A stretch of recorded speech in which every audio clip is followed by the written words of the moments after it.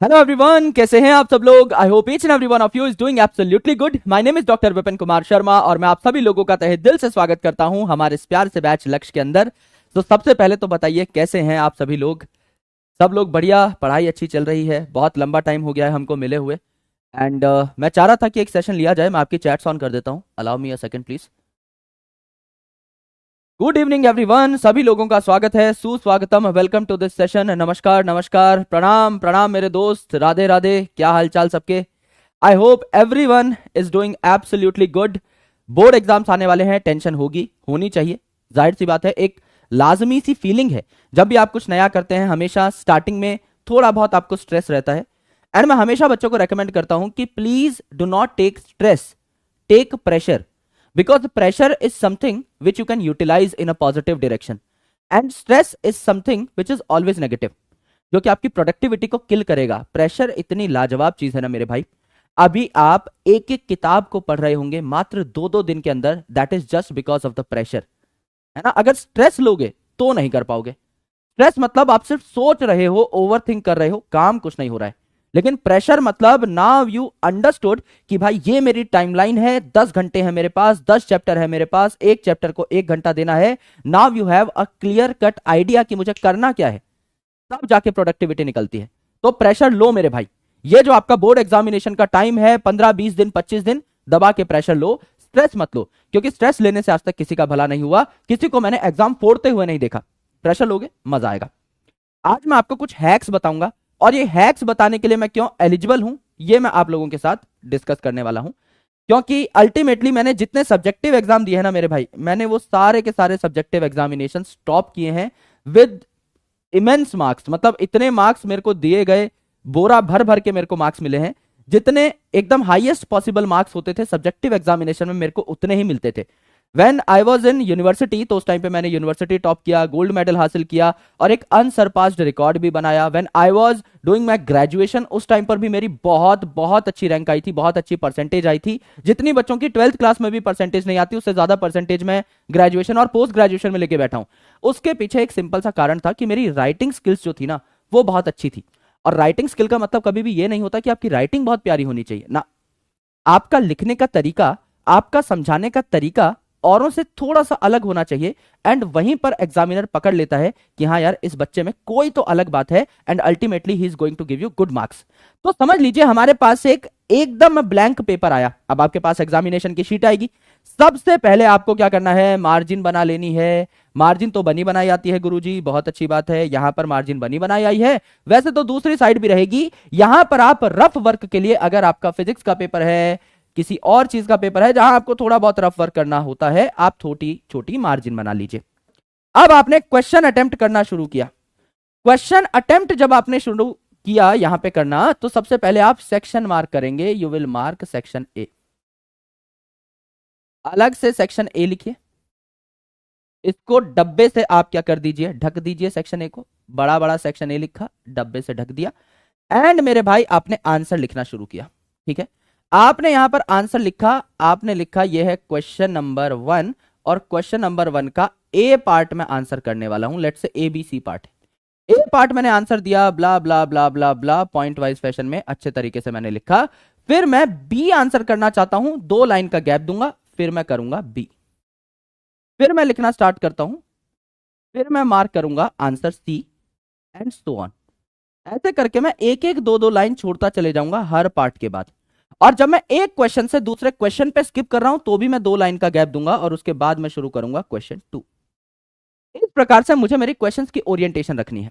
हमेशा ये बात याद रखिएगा कि आपका क्वेश्चन 1 जो है इसके अलग अलग सब पार्ट्स एज वेल एज आपके क्वेश्चन 1 और क्वेश्चन 2 के बीच में विजिबल गैप होना चाहिए। कई बार क्या होते हैं, एग्जामिनर जो है आपकी कॉपी चेक कर रहे होंगे, ये देखेंगे हाँ भाई ये मार्क किया हुआ है, ये मार्क किया हुआ है, ये मार्क किया हुआ है, इसको काउंट नहीं किया गया है ना, एक पार्ट छूट गया क्योंकि आपने इनके बीच में गैप ही नहीं छोड़ा। एग्जामिनर को पता लगना चाहिए कि आपने 3 पार्ट्स के आंसर दिए हैं, यहां पे मैंने 2 ही टिक मार्क लगा रखे हैं। तो मैंने क्वेश्चन 1 का ए जो है वो साइन कर दिया, बी साइन कर दिया और आपका क्वेश्चन 2 साइन कर दिया। ये मेरा सी रह गया क्योंकि मैंने बहुत ही ज्यादा पिचका पिचका के इसको लिख दिया। Ultimately you need to give good gaps, तब जाके आपका आंसर करेक्ट माना जाएगा। देन ऑलवेज ट्राई, एक बात हमेशा याद रखिएगा, यहां छोटे छोटे पॉइंटर्स लिख रहा हूं, अलग से भी है स्लाइड में, मैं अलग से भी बता दूंगा, लेकिन कुछ चीजों का महत्वपूर्ण ध्यान रखना है। एग्जामिनर को ना आपका क्वेश्चन पेपर पलटने में बहुत मौत आती है। आपने क्वेश्चन नंबर 1 किया, उसके बाद कर दिया क्वेश्चन नंबर 17, उसके बाद क्या क्वेश्चन नंबर 5, उसके बाद क्या क्वेश्चन नंबर 13।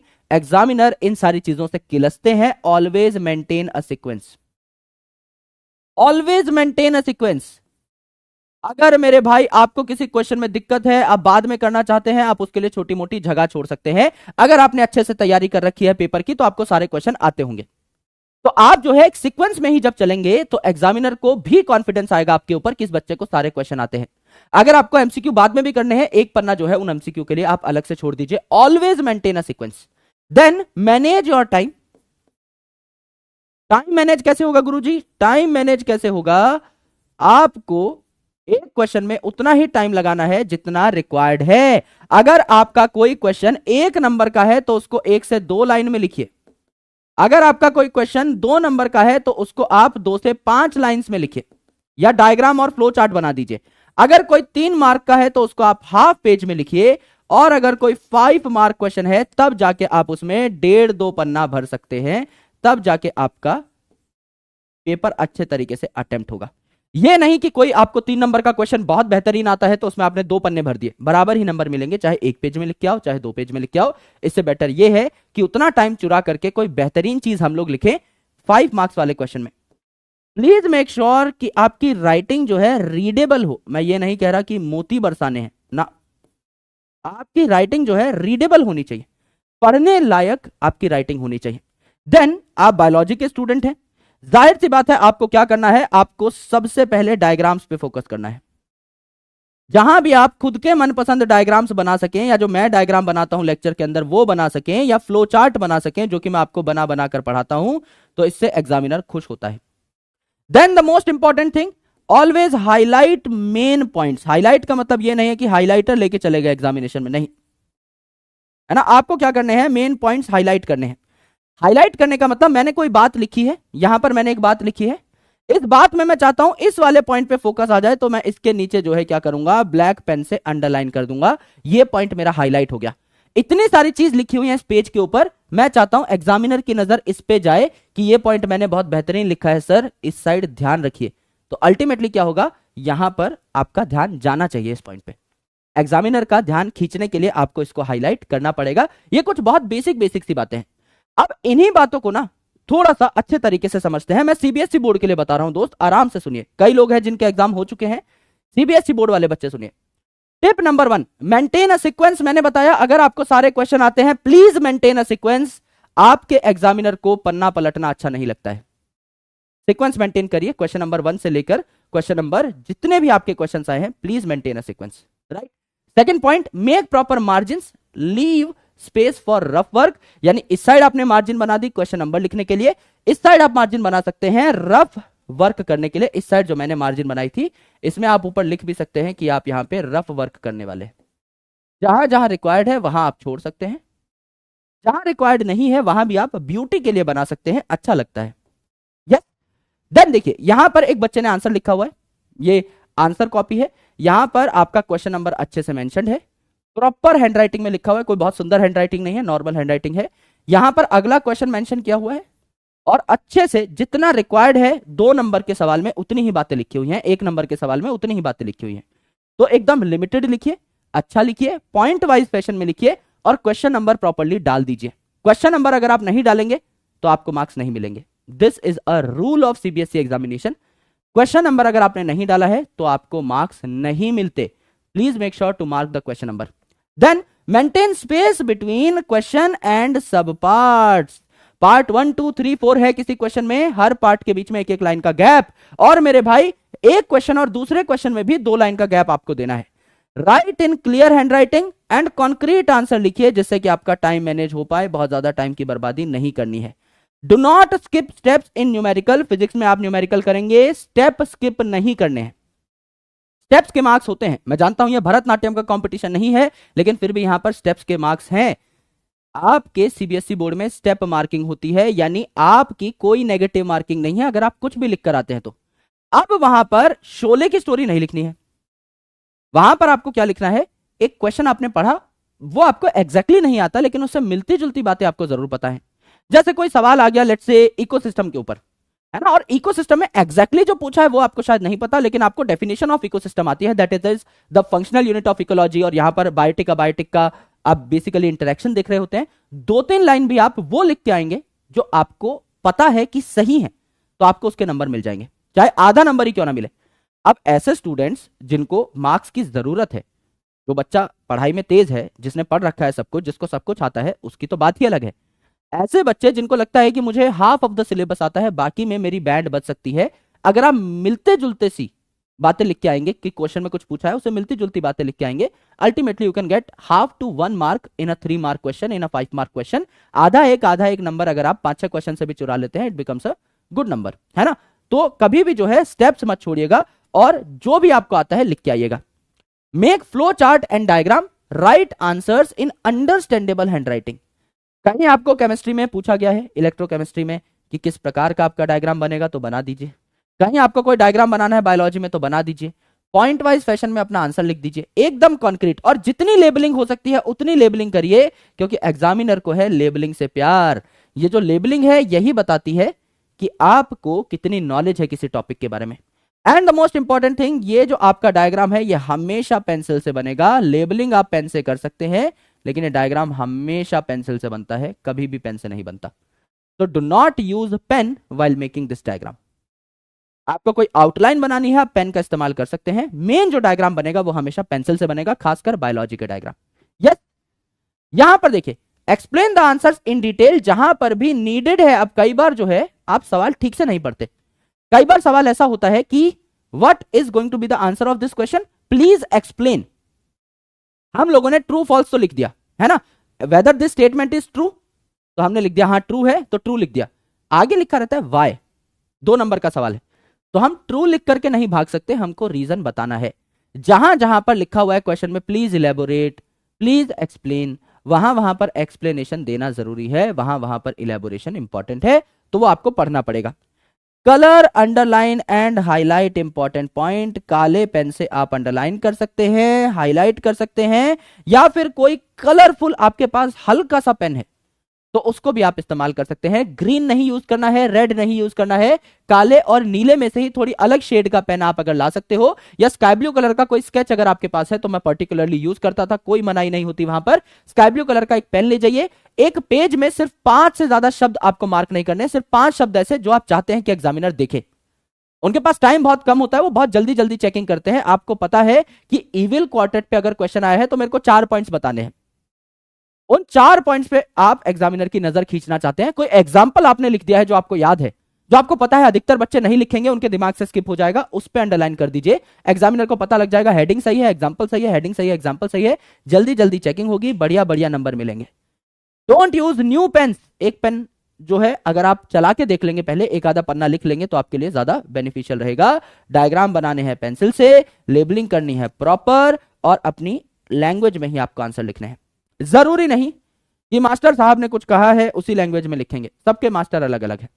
यस, और ऐसे डायग्राम बना करके मास्टर साहब को खून की उल्टी नहीं करवानी है, उनके भी बीवी बच्चे हैं, उनको भी घर जाना होता है। डायग्राम बनाए, इज्जतदार डायग्राम बनाए, ऐसा डायग्राम ना बनाए सबसे पहले तो पेन से बना रखा है, और ऊपर से ओवरऑल कलाकारी आप देख सकते हैं, मुजस्सिमा जो बनाया है ये एग्जामिनर की जान भी ले सकता है। तो एग्जामिनर को मारना नहीं है अपना पेपर दिखा करके, इतना कातिलाना अंदाज में अपना पेपर मत अटेम्प्ट करके आइएगा कि किसी की मौत ही हो जाए। अच्छे डायग्राम बनाइए, थोड़ी बहुत प्रैक्टिस कर लीजिए, जिससे कि ओवरऑल आपको प्रॉब्लम ना हो, है ना। तो ये एक बच्चे की एग्जामिनेशन कॉपी है, हम लोगों के पास कई कॉपीज आती हैं, 9th क्लास की, 10th क्लास की, तो मैंने वहां पर देखा था, मैंने सोचा थोड़ी तारीफ भाई की कर दें। ये आपकी कुछ इंपॉर्टेंट बातें थी। अब आप खुद से जो बातें करना चाहते हैं वो कर सकते हैं। नीट के लिए कुछ बातें बता देता हूं विच आर वेरी इंपॉर्टेंट। आप लोगों में से कईयों ने मैसेज किया कि सर नीट की तैयारी कैसे करें। मेरे दोस्त, मैं आपको एक बात बताना चाहता हूं, if you are giving your board examination, please make sure that your primary focus shall be your board examination only, उसके अलावा भी कुछ नहीं। अगले 1 महीने सिर्फ और सिर्फ आप बोर्ड एग्जामिनेशन पे फोकस करेंगे, लेकिन ऐसा फोकस करेंगे कि आपका 100% सिलेबस नीट लेवल तक का हो जाए। करेक्ट? यानी आप क्या करेंगे, 12th क्लास का अभी सिलेबस पढ़ते चले जाएंगे और प्रैक्टिस कर लेंगे नीट लेवल की।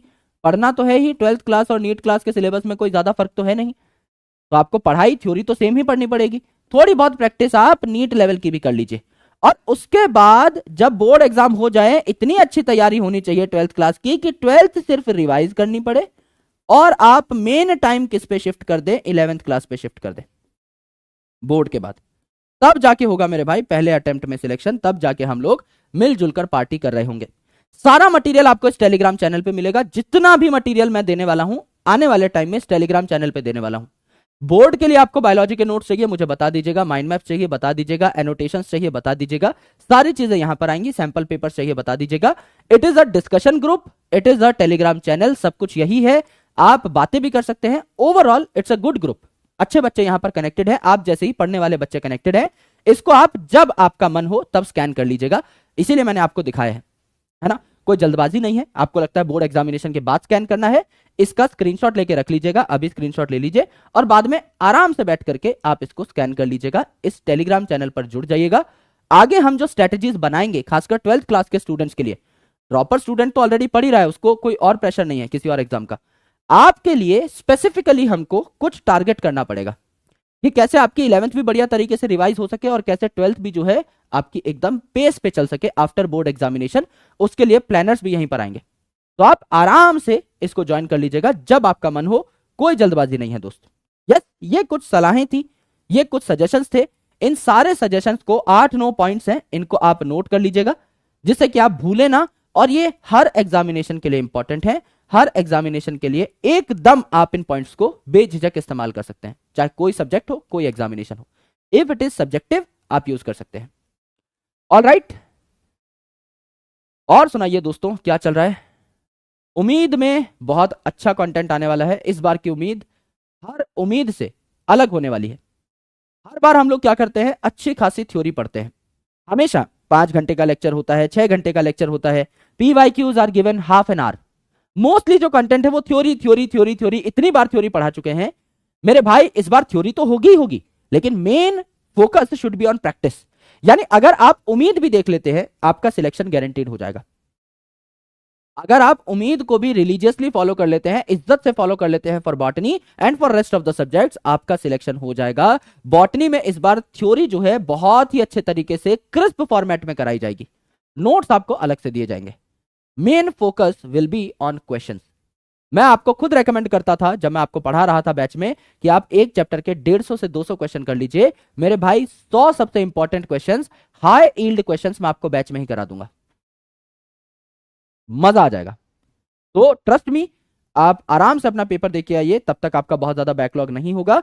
उसके बाद जब हम बैठेंगे बैच में तब तबाही मचाना शुरू करेंगे और खतरनाक लेवल पे पढ़ाई होगी।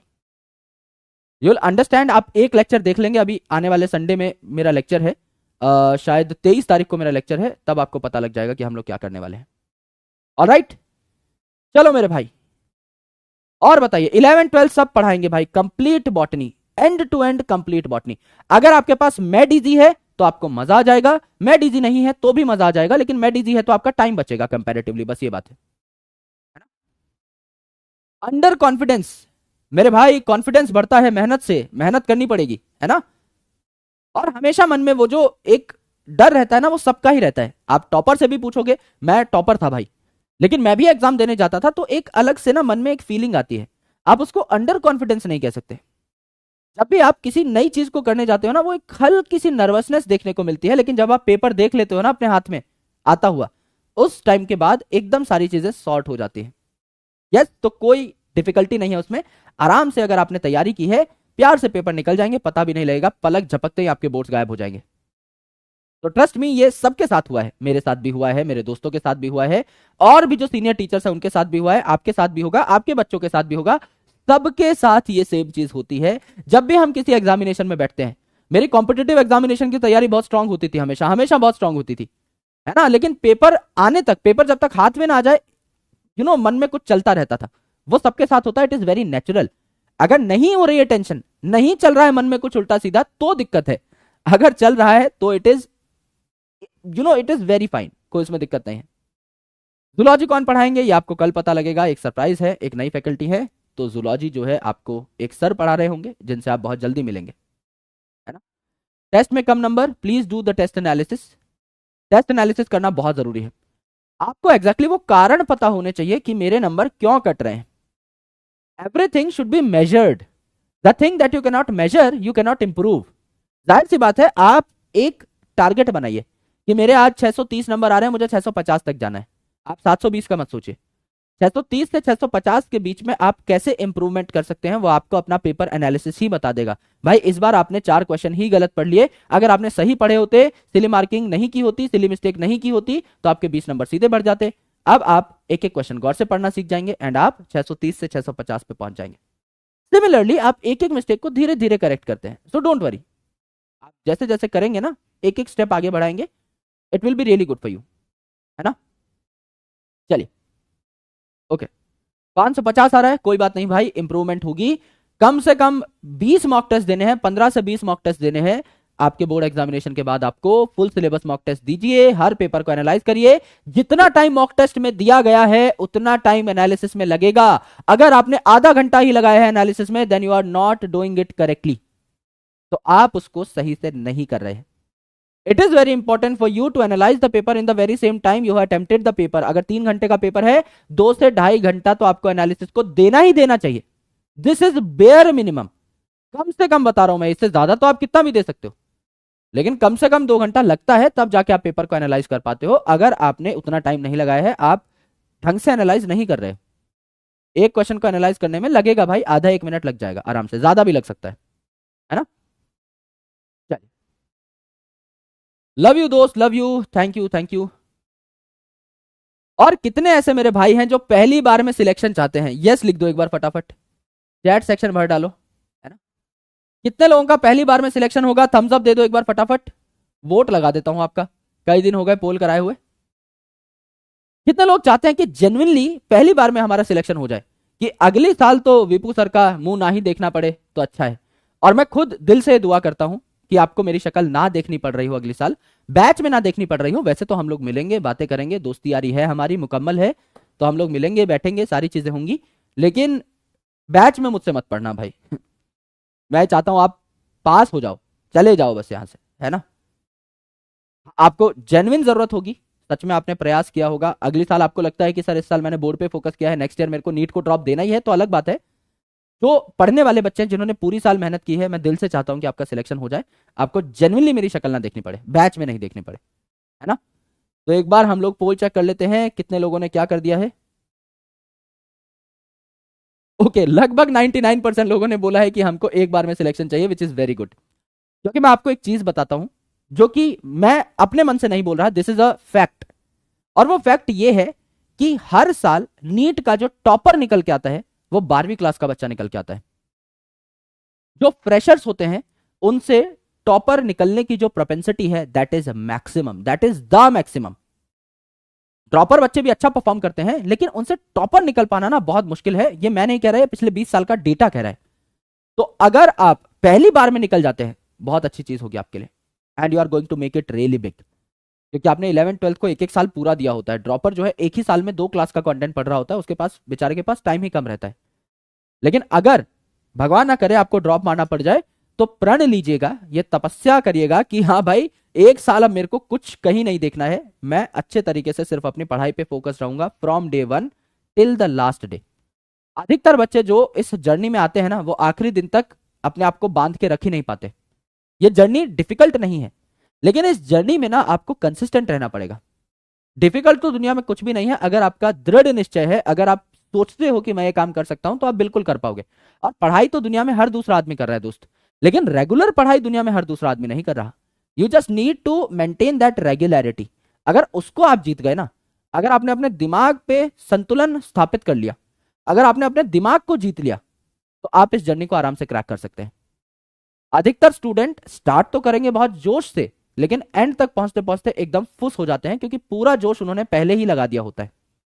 It is very important to go gradually, है ना। शुरू करो 5 घंटे से, शुरू करो 1 महीने बाद 6 घंटे पे जाओ, 7 घंटे पे जाओ। जब आप बैठे होगे ना 10 महीने बाद, जब आप अपने आप को देख रहे होगे मार्च अप्रैल में, तो आप 12 घंटे पे बैठ चुके होगे। और बाकी बच्चे शुरू करेंगे जोश में 12 घंटे पे, फिर 10 पे आ जाएंगे, 9 पे आ जाएंगे, क्योंकि लगातार उतना पढ़ना संभव है ही नहीं। अगर आपने कभी 12 घंटे पढ़ाई नहीं की, तो आप आज 12 घंटे पढ़ लोगे तो कल 12 घंटे सोना भी पड़ेगा। That is a general calculation, इसमें मैं कुछ अलग से बना के नहीं बोल रहा हूं। हजारों लाखों बच्चे हम लोग हर साल पढ़ाते हैं और हर साल सेम पैटर्न रिपीट होता है। ये जो बच्चा शुरू में बहुत जोश में दिखता है ना और बहुत लंबे टारगेट्स ले लेता है, वो एक महीने बाद बैच में दिखता भी नहीं है कि कहां चला गया, है ना। कहाँ गया उसे ढूंढो, ढूंढ के लाना पड़ता है कि वो बच्चा कहाँ गया जो 12-12 घंटे जिसका स्क्रीन टाइम आ रहा था। और जो बच्चा एकदम अच्छे से स्टार्ट करता है कि शुरू में मेरा टारगेट ये रहे एक महीने में कि मेरे को जितना पढ़ाया जा रहा है मैं उतना पढ़ लूं, सर की डीपीपी सॉल्व कर लूं, होमवर्क कर लूं, छुट्टी। ये जिसने सोच लिया उसको जीतने से कोई नहीं रोक सकता, क्योंकि उसने रियलिस्टिक टारगेट लिया है। ना उसके बैकलॉग हो रहे हैं, ना वो बहुत ज्यादा अपने आप को ओवरबर्डन कर रहा है। उसको इस जर्नी में मजा आएगा, वो मजा बहुत जरूरी है मेरे भाई, है ना। तो मजा उठाते हैं और मौज मस्ती करते हैं। आराम से पढ़ो, टेंशन फ्री होके पढ़ो। बोर्ड एग्जामिनेशंस इंपॉर्टेंट हैं, जरूरी है, लेकिन इनका लाइफ में कोई बहुत बड़ा महत्व भी नहीं है। एक आधा नंबर कहीं पे कटता है तो कट जाए यार, कोई दिक्कत नहीं है ना। अपना बेस्ट दो। आपको पता है कि मैं इतना ही कर सकता था, इतना मैंने कर दिया, इससे ज्यादा जिगरा मेरे अंदर नहीं था। जान झोंक दो मेरे भाई। जैसा मैं हमेशा कहता हूं कि कम सोने से और ज्यादा पढ़ने से कभी किसी की मौत नहीं होती। अगर होती तो मैं 10 बार मर चुका होता। ये दोनों काम मैंने बहुत किए। मैं आपको अपनी गारंटी पे कह रहा हूं, आराम से इस एक महीने में जान लगा दो, कोई दिक्कत नहीं है, कुछ नहीं होने वाला, ट्रस्ट मी, है ना। चलो मेरे भाई, ऑल राइट एवरीवन, आप सभी लोगों से मिलकर बहुत खुशी हुई। बहुत लंबा टाइम हो गया था हमें मिले हुए, बातें किए हुए। ये सारे के सारे पॉइंटर्स जो मैंने आपको बताए हैं इनको प्लीज नोट कर लीजिएगा और उसके बाद अपने एग्जामिनेशन में इंप्लीमेंट कर दीजिएगा। जिस दिन आपका बायोलॉजी का पेपर हो जाए उस दिन मुझे याद जरूर कीजिएगा। और उससे पहले अगर आपको किसी भी चीज की रिक्वायरमेंट है, इस टेलीग्राम चैनल को ज्वाइन कर लीजिएगा और मुझे बता दीजिएगा। डिस्कशन फोरम में जो भी आपको चाहिए, I will be there for you, आपको मैं प्रोवाइड कर दूंगा। All right, love you all, thank you so much, bye bye, take care, शुक्रिया। 11th का रिवीजन आपका पूरा हो चुका है। एक आधा चैप्टर शायद कुछ स्टूडेंट्स लिख रहे थे बचा हुआ है, हालांकि मेरी तरफ से कुछ बचा नहीं है, मैं 10 के 10 चैप्टर दे चुका हूं। फिर भी मैं आज एक बार बैच में चेक कर लूंगा, कोई अगर इनकेस चैप्टर बचा हुआ होगा तो I will provide you with that chapter, right. चलो मेरे दोस्त, लॉट्स ऑफ लव, शुक्रिया, बाय बाय, टेक केयर। मिलता हूं अगले सेशन में, तब तक अपना ख्याल रखिए। बोर्ड एग्जामिनेशन को फाड़ डालिए, अपना बेस्ट अटेम्प्ट दीजिए, भरोसा रखिए खुद के ऊपर। आपने बहुत मेहनत की है, वो मेहनत रंग जरूर लेके आएगी। और उसके बाद हम लोग नीट के एक प्लानर के ऊपर कूद रहे होंगे और नीट को भी कोशिश करेंगे कि अच्छी टाइम मैनेजमेंट और अच्छी मेहनत के साथ हम लोग फर्स्ट अटेम्प्ट में क्लियर कर लें। ऑलराइट, सभी लोगों को शुक्रिया, बहुत बहुत thank you, lots of love, जय हिंद, बाय, टेक केयर।